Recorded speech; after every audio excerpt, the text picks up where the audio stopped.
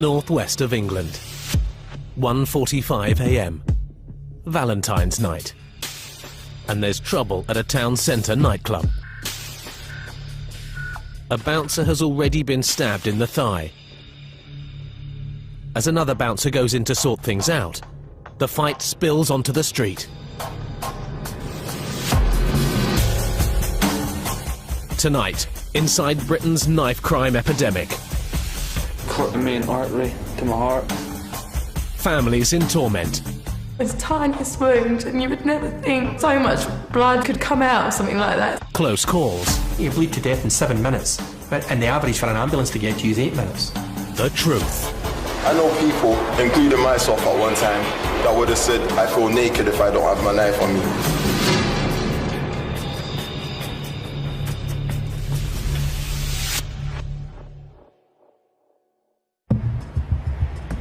South London, November last year. The police are after a murderer, a teenager accused of stabbing another teenager to death. We're working in conjunction with the murder squad and another lead that they've got regarding the gentleman that we're going after this morning. 322 people were stabbed to death in Britain last year. Increasingly, the victims are teenagers caught in a spiral of violence. It was a very savage beating for a young man. He was struck with weapons and implements, and he was stabbed several times. Youngsters who've become hooked on gang culture and knives. He's known for weapons, gang membership, possession of a stun gun. He mixes with the people that he shouldn't be mixing with. And as I said, he's known for violence, he's known for gang-related violence. And that's not something that we tolerate. Open the door, please. Open the door, please, or we'll open it for you. Okay, right, we've got life. Good morning. In London, 28 teenagers were killed last year, leading the Metropolitan Police to make knife crime, rather than terrorism, their #1 priority. Yeah, hello, mate. Come here. You're under arrest on suspicion of being involved in the murder of You don't have to say anything, but it may harm your defence if you fail to mention when questioned something which you later rely upon in court. Anything you do say may be given in evidence. No. Don't say anything now, mate. Right, well, where's your phone? You're the only teenager in the whole world who hasn't got a phone. It's broken. Your phone's broken, it's up there, is it? That's lovely. Right, if you'd set that on. This film will bring together those involved in the growing death toll. The police, criminologists, relatives of the victims, survivors, and the accused, to try and find some answers. There has been a shift in the nature of knife homicide in particular, with a sharp increase in the number of young victims. In London, in the last year, the number of knife victims about doubled. It's 2:30 a.m. East London. These three men have just left a nightclub, heading for a car they've left nearby. A CCTV operator is tracking them because he thinks they could be vandals. This is 17-year-old Michael Lynch, a burglar on bail, who is about to become a murderer. The punch is unprovoked. Lynch joins in, but he isn't only using his fists.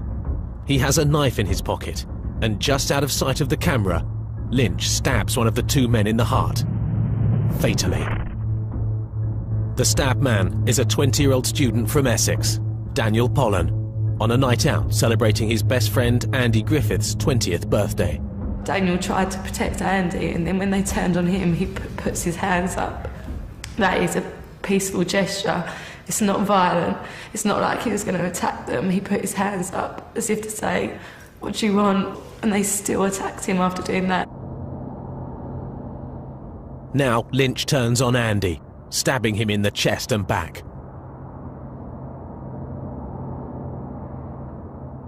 Daniel Pollen is still standing, trying to help. One of the men chases him away.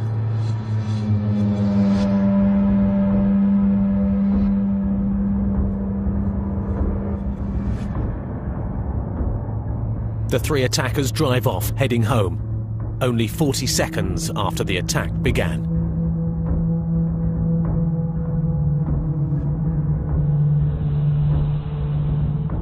Meanwhile, Another CCTV camera records Daniel collapsing, with blood pouring from his heart. Andy Griffiths is now on his feet, barely conscious, also bleeding heavily. But help is at hand. Not the police or ambulance. Daniel's sister, Kirsty, has arrived as arranged to pick him and Andy up from the town centre. As we sort of pulled into the brewery car park, you can sort of look across it, and I was like, oh, I can't see anyone, so I thought I'll get my phone out and call him. And sort of as we just turned around the corner, my sort of headlights picked up, and he was just sort of lying in the middle of the road, like not moving. And I sort of stopped the car, and there was just like blood everywhere. So me and my friend jumped out of the car and we called an ambulance. His eyes were open, but he wasn't responding to anything we were sort of saying to him. There was just a tiny cut in his t-shirt, and there was just the most tiniest wound, and you would never think sort of so much blood and could come out or something like that. Within minutes, police and ambulance are also on the scene, trying desperately to save Daniel's life. Daniel was stabbed once, Andy Griffiths 4 times. The first blow broke Andy's jaw, knocking him out. Neither he nor Daniel know the men who are attacking them. The first thing I remember was feeling this almighty pain in the right side of my face, and then the next thing I saw was Michael Noka pulling the phone away from me, and this sort of punching motion, sort of someone hitting me in the back. The someone was Michael Lynch. Using the knife he'd punctured Daniel's heart with, this time Andy didn't pass out and watched as the 3 escaped. I was sort of laying on my side, saw a car in the distance with the door slightly ajar, someone looking out of it at me, making sure that I was down and not able to get up. Andy still has no idea he and his best friend have been stabbed. So the car went speeding off. I managed to get myself up, thinking, where's Dan? Is he in that car? Is he somewhere around here? What just happened? And then I was thinking, my chest really hurts. So I looked down, and then I was just pouring with blood. I knew I'd been stabbed then. In shock, Andy Griffiths staggers off to find help. Initially back to the nightclub, and from there to an ambulance which took him to hospital. As he lay in the ER, Andy realised the person in the next bed was dying. So I was saying, is that my friend? Is that my friend? Getting really irate with them because I could tell they weren't telling me something. I tried to pull out all my drips. I tried to get out of the bed to go to him, but he was connected up to the ECG machine at the time, and it was just flatlining. Lots of doctors were coming in and asking if he was allergic to things and things like that, and you kind of think, oh, it'll be all right, he's going to be okay, he will survive. And then they come in and they just tell you that they're really sorry, but he died, and you just can't believe it. It's the most surreal thing in the world. Daniel's killer was caught quickly. The number plate on the car led police right to him. Michael Lynch was sentenced to a minimum of 15 years. His accomplices got 5 years each. The CCTV of Daniel Polland's murder is being shown because his family want everyone to see what really happened. We came to the decision that we did want the CCTV to be released in public because it's such an unprovoked attack. I think it's important that people do see that, it's not just about gang culture. It's not, knives aren't used just in gang culture. Andrew and my brother Daniel didn't do anything in any way to cause what happens to them. I just think people need to realise, knife crime is everywhere. It happens all the time, and that's why I think it's quite important that people do see it. Just stating there was a large group of youths hanging around outside and inside the location, all wearing hoodies. Believe some of them were underage. I'll just have a look, just see what's going on down there. The police's main tactic to prevent stabbings is stop and search. Last year, this led to nearly 6,000 arrests in London alone, with over 3,500 bladed weapons taken off the streets. Stop and search is obviously a very valuable tool, because if we're not out there and we're not implementing that search power, then there's absolutely no reason why people aren't going to be willing just to arm themselves for any reason. This time, Lewisham's stop and search team are after teenagers who've been robbing gamblers at knife point outside a bookies. There's been a bit of a trend of people that have been in the bookmakers legitimately, who have won cash, have left, and then they've been followed away by groups of youths. Listen to what I'm going to say, right? We've just got information that a group of youths are being hanging outside the bookmakers, OK? Because of that, and because we believe that you may have been the youths that have been hanging around outside the bookmakers, OK? You're going to be searched, OK? Do you understand what I'm saying? A copy of the search record when it's completed, which you can have at any time. You can have it now or in 12 months' time from any police station. You got anything at all on you that you shouldn't have? Come on, I would have legged it. Cool, no worries, nothing that can hurt me or anything, no? Critics say stop and search doesn't prevent stabbings. It alienates London's young. These youngsters aren't robbers, nor are they carrying knives. They say the police have got it all wrong. Police are not doing their job properly. That's why there's too much murders. Pathetic. Police commanders say most citizens back their stop and search strategy. Young people were telling us, you're the people in authority, you should be doing something about this, and we accept that stop and search is one of the ways in which you can do something about this to make us feel safer. In the longer term, clearly, stop and search is quite an intrusive power, and it has to be used extremely sensitively. Have a good evening, yeah? Take care. Where's the receipt? You are. Please don't start. Have a good one. But shall I? Sure will. Pathetic, mate. We make more money than you, mate. Can I MC? What we're probably finding less often than more often, weapons on youths, purely because the youths can see that we're coming. We do use unmarked vehicles, but they are aware of the unmarked vehicles that we're using quite often, more often than not. So what they'll tend to do is hide or stash weapons in, say, for argument's sake, a wheelie bin or in a front garden.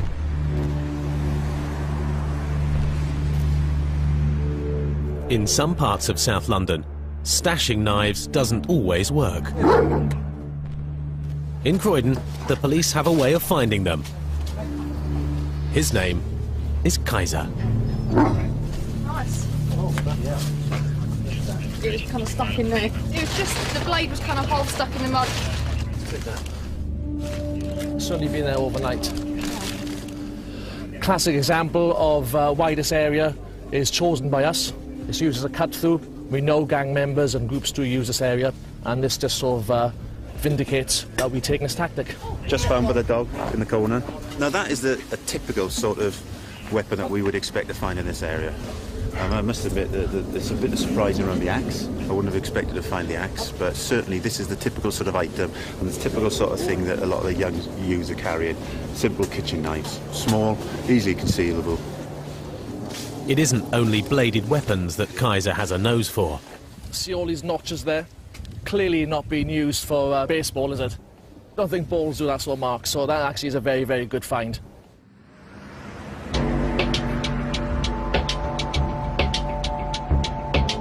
At Croydon Police Station, Sergeant Birmingham and PC Reeve keep the knives they find under lock and key. If you carry a knife and my guys are on duty, we will catch you. We recover 100 knives per month on average here on Croydon Borough, mainly from stop and search. Also weapon sweeps in set areas. The knives such as the Gurkha knife, the samurai knife or sword, but it is the kitchen knife. The kitchen knife is pivotal. It is the most common found knife or implement that we discover on the streets. They are readily accessible, they're easy to purchase and they're easy in the home to pick up before you go out the front door. Sometimes if a guy or a lady's carrying an item like that, they'll make up a cardboard sheath and that can be carried in their waistband. A knife can be carried around the waist in the belt. We've also had incidents where a knife like that can be carried under the shoe. They'll take the shoe off and that can live under the inner sole of the shoe. If you're worried or concerned about your son or daughter, engage your child before they go out. Please check your kitchen, make sure there's nothing missing. Getting people to report missing knives, or people who have them, is easier said than done. Had the passengers waiting at this South London bus stop called the police when they saw two 18-year-olds with a knife, this mother might not be grieving for her 20-year-old son, Billy Ward. This is where Billy died after a brawl on a bus. He was stabbed 9 times. Never be forgotten, Jesse. Never. His assailants were caught on CCTV minutes beforehand as they waited for a night bus due at 3 a.m. Starfield Badza and Junior Labango were openly aggressive. Labango was brandishing a knife at the bus stop. Badza was there as well. He was goading people. Several people saw the knife and no one called us. If somebody had called us on the night, potentially we could have prevented the murder of Billy Ward. Billy Ward got on the bus at the next stop. The internal CCTV recorded everything that happened. Trouble started almost immediately. Badza squares up to Billy Ward, his baseball cap touching Billy's head and his finger jabbing in Billy's face. Badza began to pick arguments with other passengers, and more specifically Billy Ward. That resulted in a physical altercation. Another passenger intervenes to move Badza to the front of the bus, away from Billy. The pair then turn their attention to stealing from a sleeping passenger. Then, as Badza prepares to get off the bus, he has another go at Billy Ward, and a fight starts. Labango had the knife. He and Badza were goading people on the bus, so it was my belief that they were prepared to use the knife if they encountered trouble. At the stop, the punch-up spills off the bus and onto the street. Badza grabs Billy Ward in an arm lock before dragging him down an alley. Labango follows. Seconds later, Billy Ward emerges from the alley and then collapses, having been stabbed many times by Labango. It was 9 stab wounds, a relentless attack with a knife, and unfortunately the fatal knife wound pierced Billy Ward's heart, and he stood no chance. The CCTV images helped convict Labango and Badza of murder. Now both are serving a minimum of 18 years in prison. And that's all out, and it, Billy, the justice. You still don't bring you back, baby, is it? I tell him all bits and pieces still, how I feel. I said he knows it, look, he's looking at me. Love him. He's more likely up there saying, Mum, shut up. But Billy's mother, Jenny, spends her days wondering what might have been. Billy should be here with us all, you know, partying still. He used to like his parties. To lose someone special in their life, you know, you bring them up, and to have that taken away from you, it is hard. Jenny Ward is also in despair over the ever-increasing death toll. Since Billy, I mean, look how many there've been, you know, usually hear it every day, every week. You know, it's too much now, it's got to stop somewhere down the line. Since Billy died, 3 more teenagers have been stabbed to death in this part of London. To try and stem the flow, the Croydon police have been looking for ways to stop youngsters getting involved with knives in the first place. Their youth engagement team is run by Sergeant Birmingham, who believes gang culture lies at the root of the problem. His wall has a Gangland Rogues Gallery. There is an escalation of the use of weapons. Crimes of violence have always occurred, but the use of a knife and the use of a firearm, they have increased. There's no two ways about that. What happens is if one gang's walking the streets with some knives and they've got a beef or an argument with another gang, the way to facilitate your own safety is for you to tool up, for you to carry a weapon. And the escalation is as these guys get older and their criminal tentacles sort of spread, they have to protect their own image and they have to protect their own business, and that's when they'll start to use a firearm. That's happening. That dynamic for the last 2 years has been on the increase. Sergeant Birmingham's team have found the internet gives them the best lowdown on what their local gangs are up to. Some, like the T-Block or GMG, Get Money Gangsters, even have their own websites. The GMG to T-Block are another gang. from the Lambeth area, a younger group as well. No one's known as Dave or Terry. Everyone's known by their street names. T-Spar, Stabber, Nichols, Inch, Flips. I mean, most of the names we would know the guys on the streets. Little Biker. It's sort of sexy having a gun with lots of dollars and pound notes, and it's all for show. You know, the whole issue is a facade. The whole gang thing is about getting rich, hurting people. What we've got to do, you know, involving the parents, is we've got to, you know, stress them that there's no future in carrying the weapons.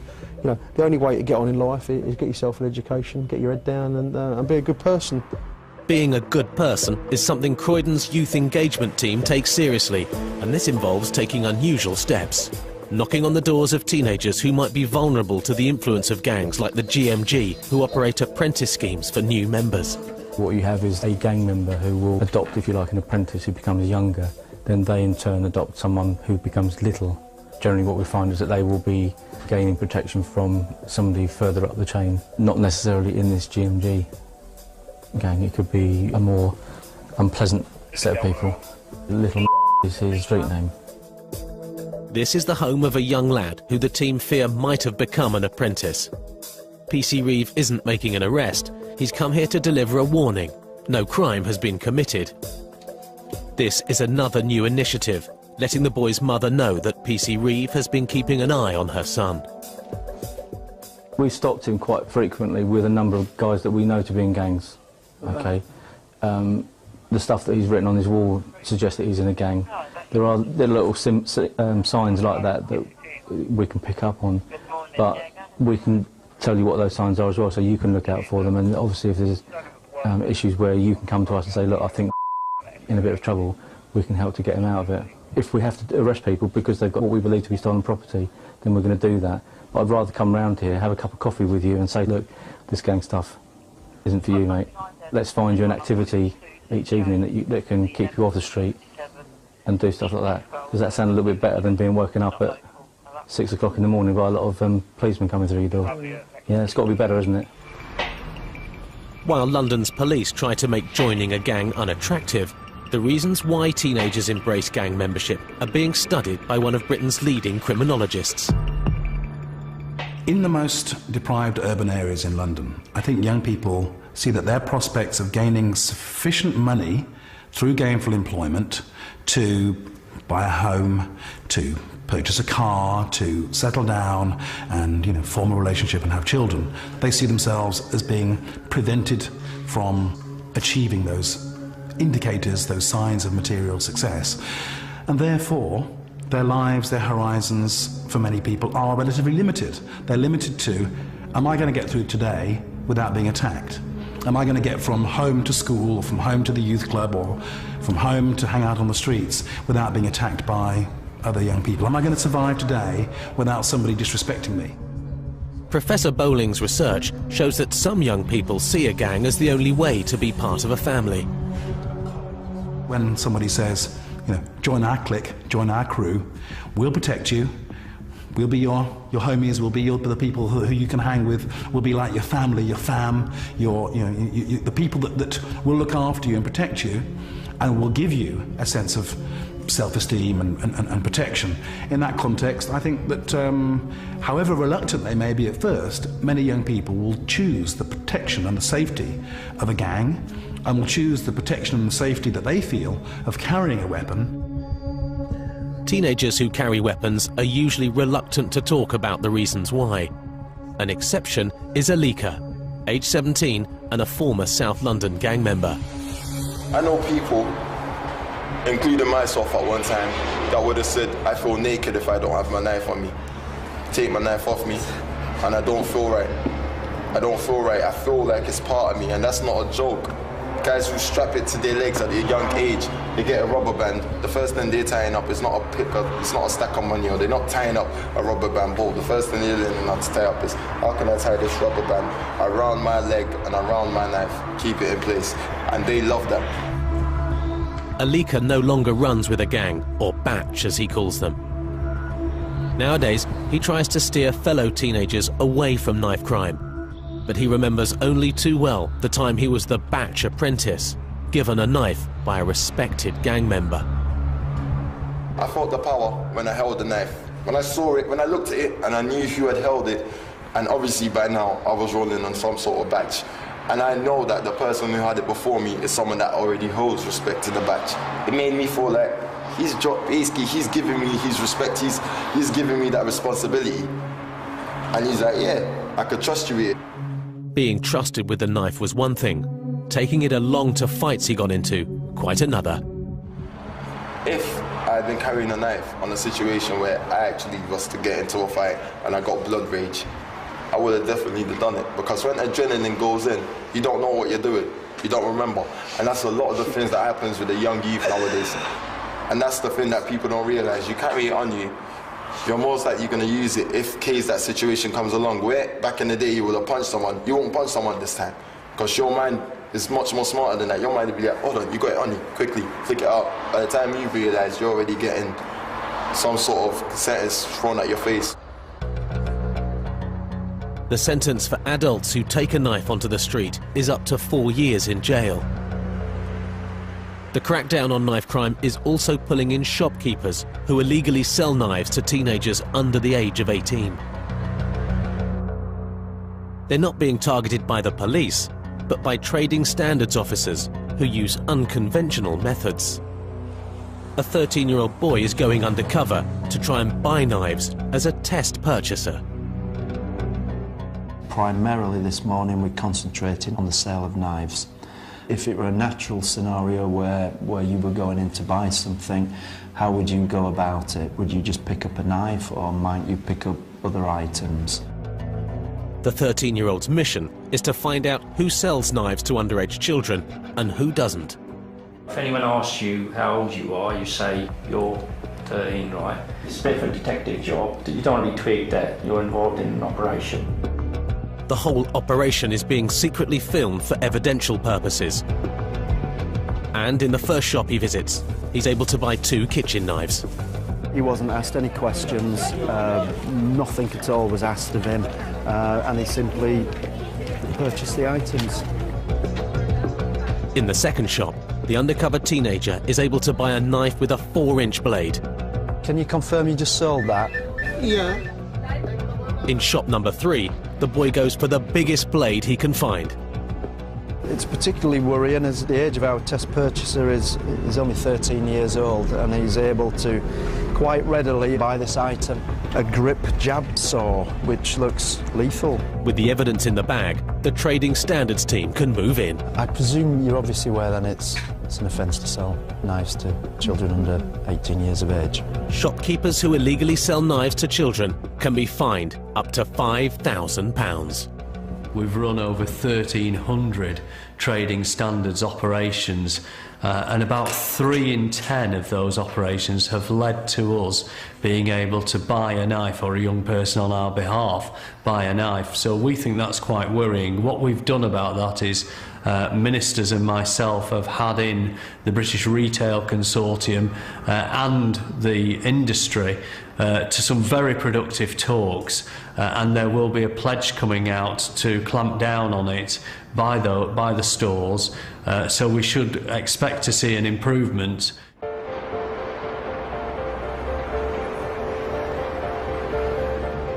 In North London, the police are after school children who carry knives. Official research has shown that 1/3 of school children have carried a knife at one time or another. Some schools don't want to be seen as having knife arches or as taking these types of interventions, but I would turn the argument the other way around, and I would say the schools that are doing those things are ensuring that there is a good, safe learning environment for their pupils, and are being proactive in addressing any issues that the young people might have.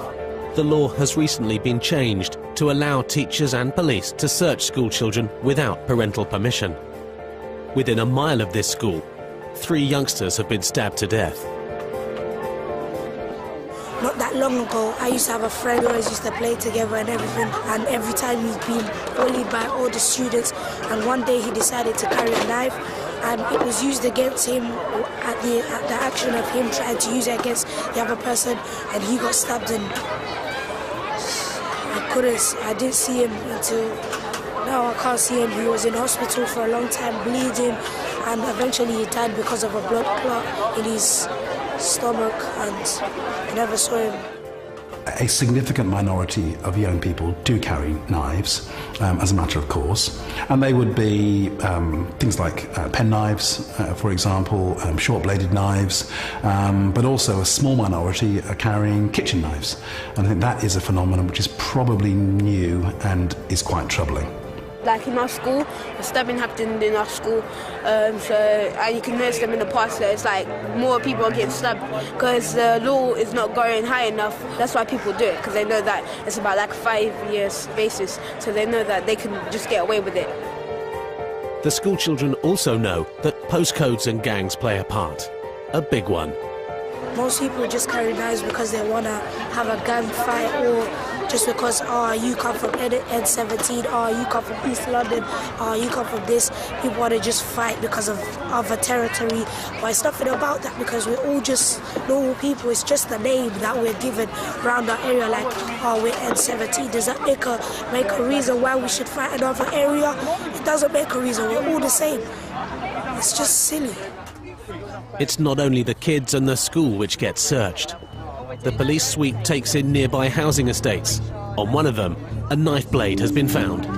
It appears to be a kitchen knife, which is notoriously what the youngsters do tend to use. It's what they can get from their kitchens.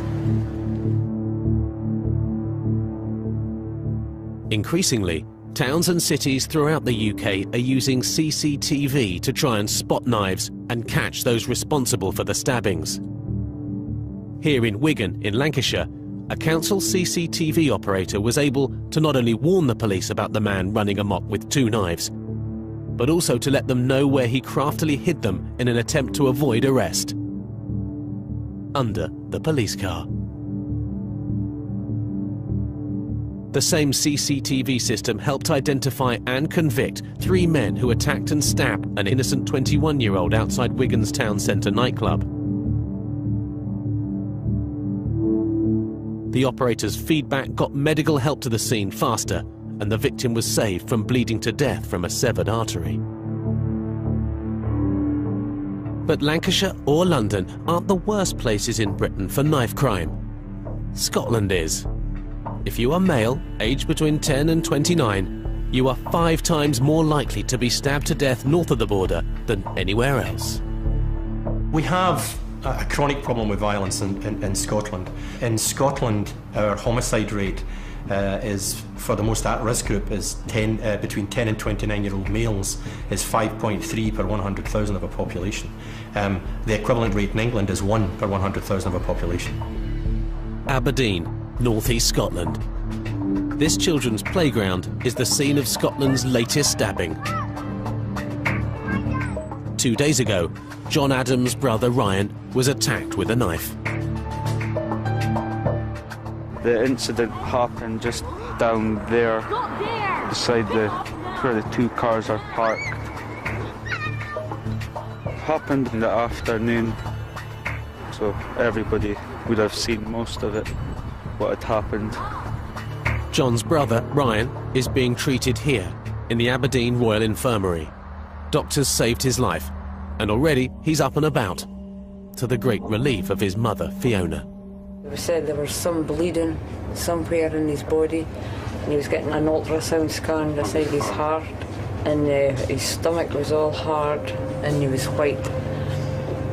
And the next minute he went away and he came back, and he says that there's bleeding around his heart, so he's to go to get an operation.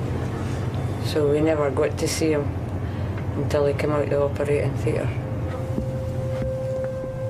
Ryan is 17. These wounds were inflicted just 48 hours ago. He was stabbed 4 times. My heart's like right here. That's Steve clipped that the main artery to my heart. Then I just got a little stab wound there. And you got the into my stomach was there.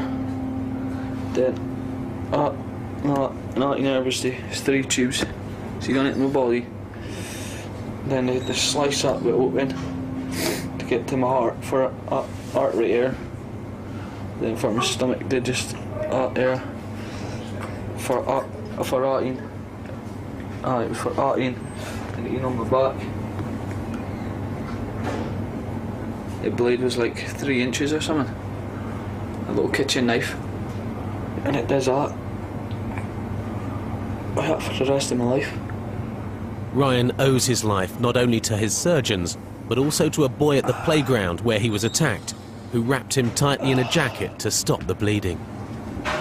I lifted up my top, but then I just seen a heading right beside my heart, and the blood just went, like ceased, spat out, a bit of fat or something. And then I jumped over the park fence, then I just fell to the ground. This boy saved my life when he put a jacket around me and hugged me pure tight. I still can't believe it.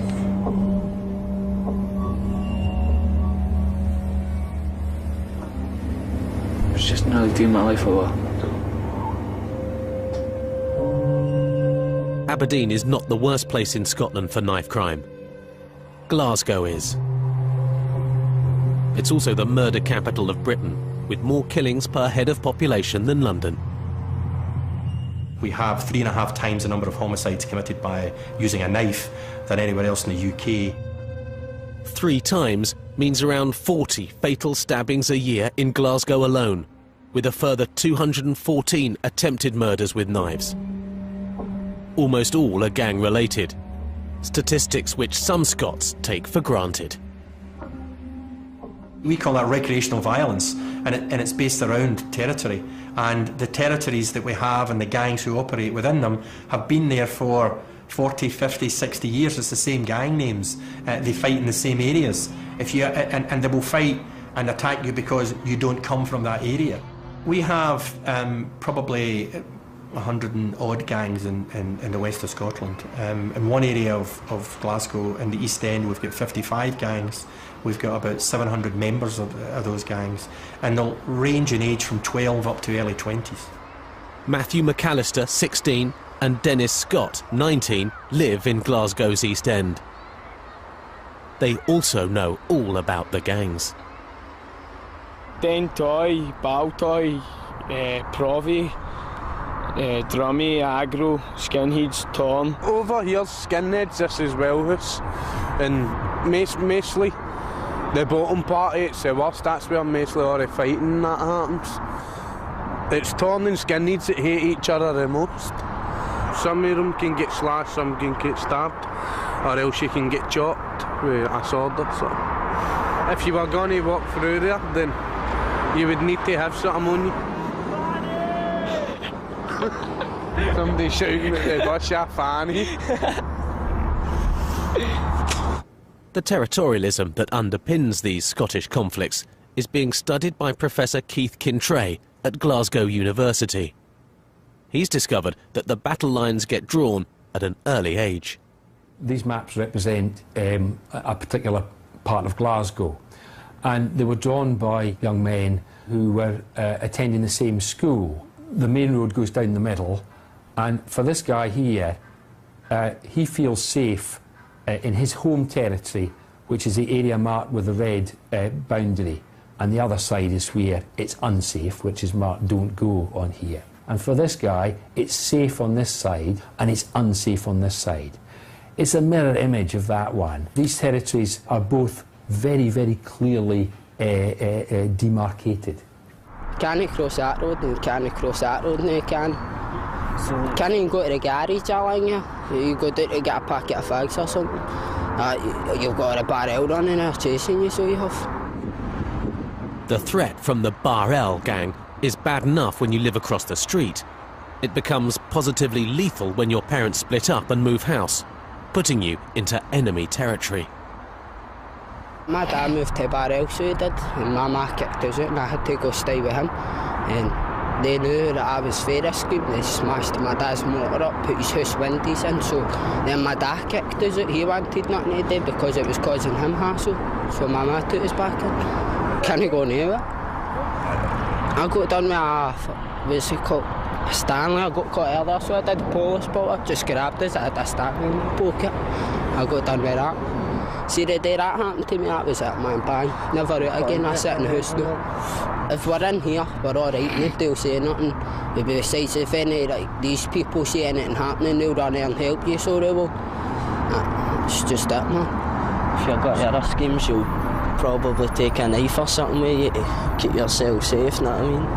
That's what that's for. Sometimes the motivation for joining a gang is as simple as because that's what you do. That's the norm. Because your big brother's in the gang. Because your dad was in the gang or your uncle was the gang. Or you don't have a choice, you've got nothing else to do and it seems I'll just, my friend's in the gang and I'll do it. So I don't know that young men make that conscious decision that it's about to start. Sometimes there isn't a choice in it, it's what's there. What's here now, in this part of Scotland, is an escalating horror, involving weapons even more powerful and dangerous than knives. I jumping about with taser guns and all that now. The actual taser guns with the polish shows have got aim on it now. But like big machetes, like blading, it's about that size. I was fighting with Trossachs Street and that. We were running round a corner and a wee guy ran round. Whacked us with a big sword. I see that one there. That was on a bus that bit, just somebody ran up, bang man, away again. Any day per man, could have hit an artery or anything man, but stuff happens. Stuff happens all the time here, and not everyone walks away with just a scar. Hi Scott, all with me. How you doing, Dad? Not bad, yourself? Aye, great. Brilliant. You shoving the kettle on? I don't know. All right. 7 years ago, Scott Breslin was an active teenager, but since being stabbed at the age of 16, he's unable to use his limbs and needs constant help.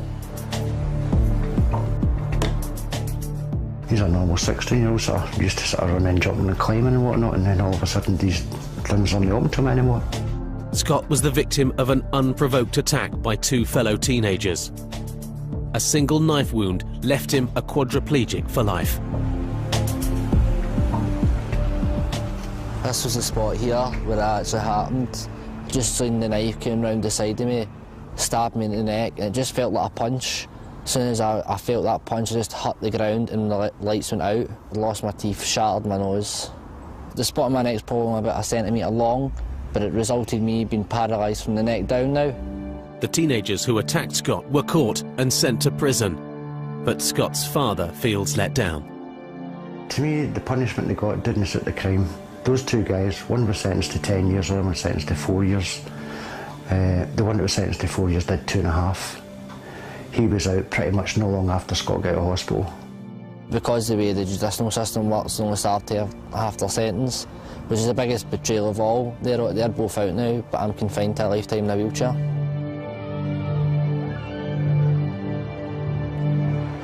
At one of Glasgow's biggest hospitals, doctors treat over 700 knife injuries every year.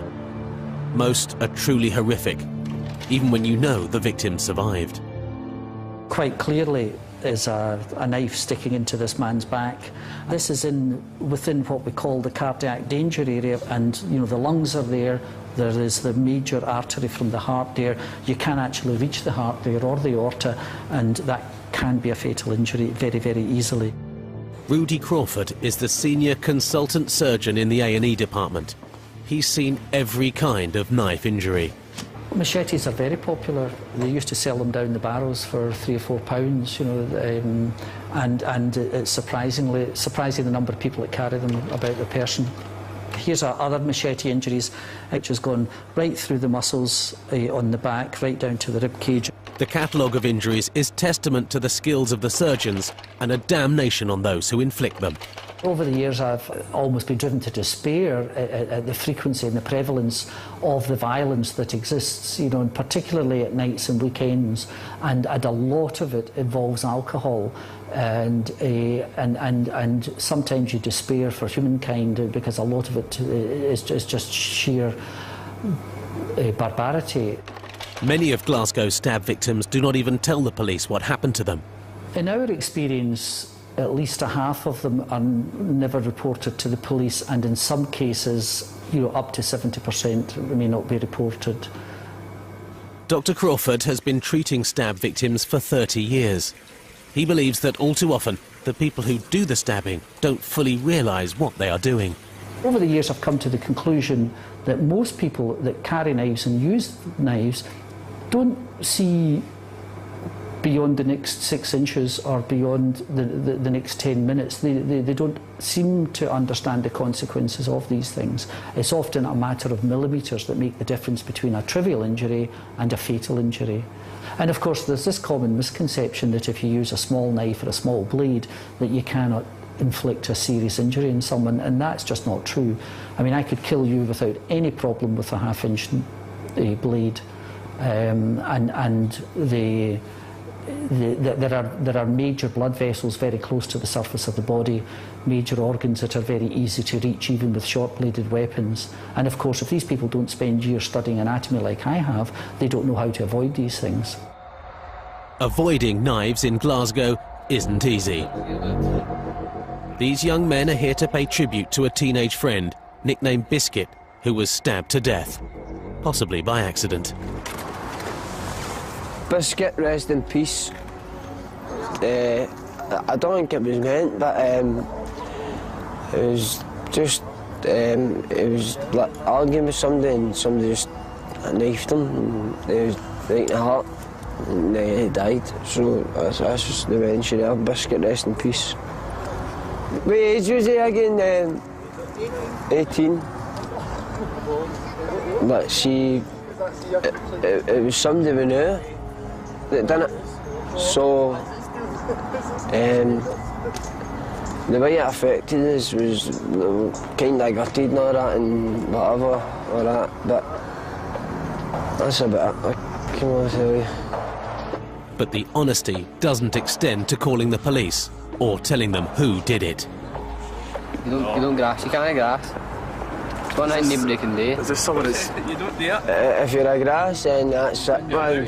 You're an outcast, that's it. And done. So that's how when people get stabbed or slashed or whatever and they're in hospital and all that, I don't want to tell a poor setting because they want to get their end back. Injuries on.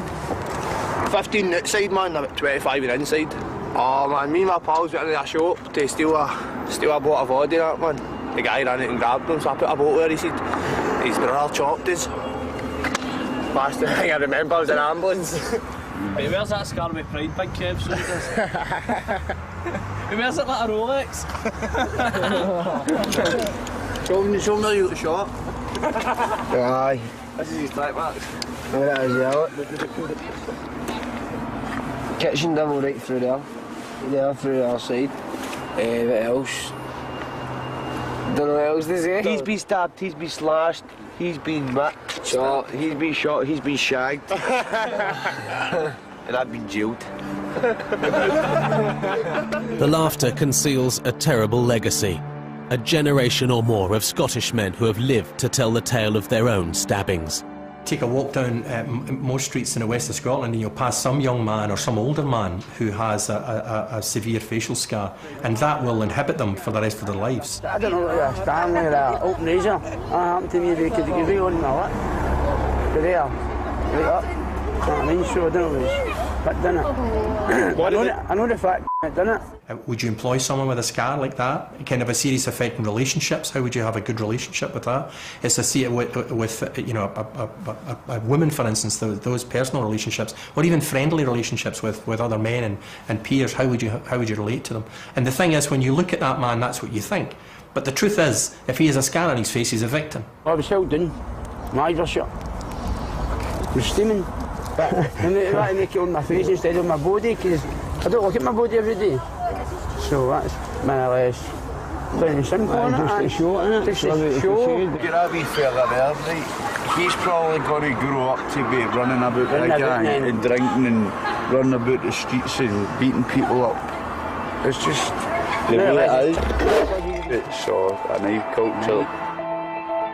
Britain's knife culture finally reached critical mass last September, when 2,000 people took to the streets of London to demand tougher action against knife crime and an end to the killings. Actress Brooke Kinsella, whose 16-year-old brother Ben was stabbed to death in July, was one of hundreds of bereaved relatives on the march. as was Damilola Taylor's father, Richard.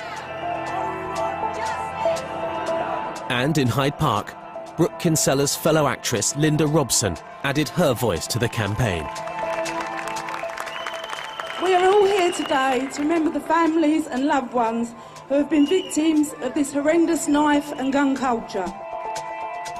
It wasn't only Londoners who took to the streets to hear one of Britain's leading anti-knife crime campaigners call for peace. Peace is your business, my business, everybody's business, and we must fight for the sake of our children. That's my word to us as one. Not just in London. I know we've got mothers from Birmingham, we've got people from Manchester, we've got people from Liverpool, we've got people from Canterbury, we've got people from all over Great Britain. This is us united as one. There's something about the British public who may never have been able to stand with all those families that have lost loved ones, but being able to say, I'm coming out of my hub, I'm coming out of my little corner, I'm coming out of the comfort of my home, and I'm standing here with these hurting families to say, I stand with you in your grief, I stand with you in your pain, and I'm here to shout out loud and clear, we don't want this. Joining the United Front was Caroline King-Onzilla, the mother of Oliver, a South London teenager stabbed to death less than 24 hours before the march. This woman, how many of you remember Oliver? The young boy who got killed just on Friday. That is the mother of the latest youth victim of this wickedness in our city. I just called them last night. I said, there's a walk. I hope you can come. Immediately, she came out with her family to come and take a stand to say, in spite of her pain, we've had enough of this. And this has to come to a stop.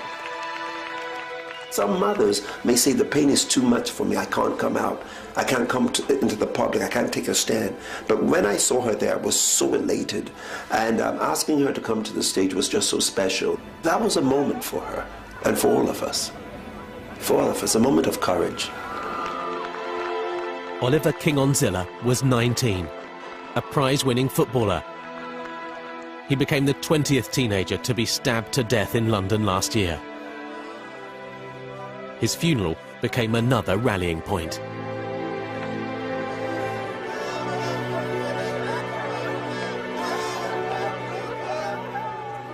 We have gathered here today on this very sad occasion to mourn, to comfort the family of Oliver King-Onzilla. We pray for the strength to go through this service. We all know the tragic circumstances surrounding Oliver's death. It was a Friday, I just came from church. Oliver came in, he went upstairs. He got changed, he was coming down, and then my brother and myself were asking, where are you going? Then he said, I'm going to a little party with my friend. And my brother said, don't be long. He said, no, I won't be long. So then he went. I spoke to him on Friday, and he died on Saturday. Oliver King-Onzilla was stabbed many times, not only in his body, but also in his face. His mother had not seen him before the funeral and wasn't sure she wanted to.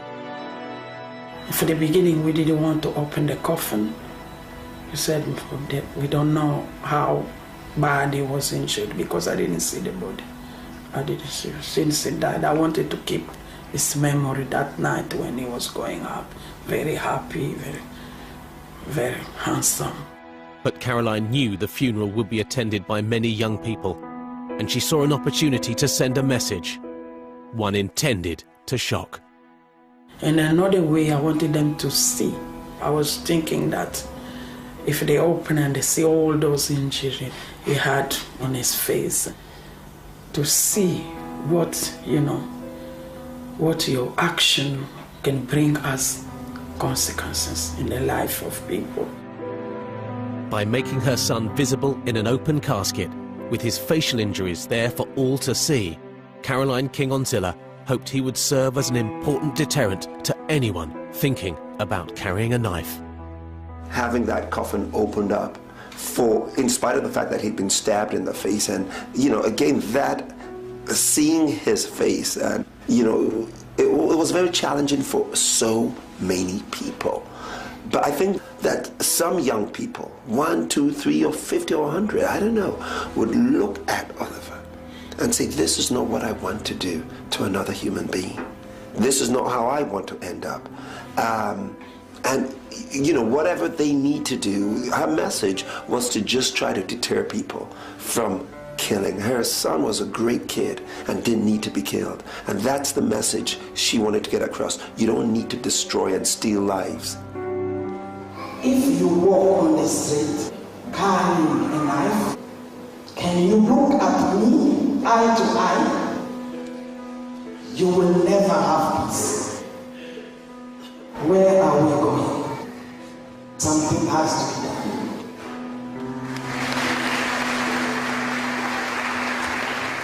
Finding that something is what everyone involved in the battle to end the spiral of violence and teenage deaths is determined to do. But according to those in the front line, the real truth about knife crime in Britain today is that there is no simple solution. At the moment, we don't really invest in early intervention to divert young people from serious crime. We kind of allow the young person to run until they've got themselves into a situation which is, you know, life-changing, and even to the point where it might involve injury to themselves or to other people. So I think early intervention in supportive and social ways is an absolutely critical part of this process. Knives and young people and violence is a big complex problem. We tend to start looking for big complex solutions. I think we forget the importance of the simple solutions. Good families and good parents, good social neighbourhoods and communities, things to do, good education, good positive male role models in young men's lives. Those are straightforward, simple things, and if you look back, those are things that always worked. The police role is about preventing crime and detecting crime, and often we are at the end of the process. So if you get the parenting, the education, the employment and all of those pieces right, then actually the demands on policing, the demands on the health service in terms of people being admitted to hospital with injuries go down. Let us remember the person we had fun with, the person we went to school with, the person we played football with. He was young, but yet he made an impression, and that we must remember.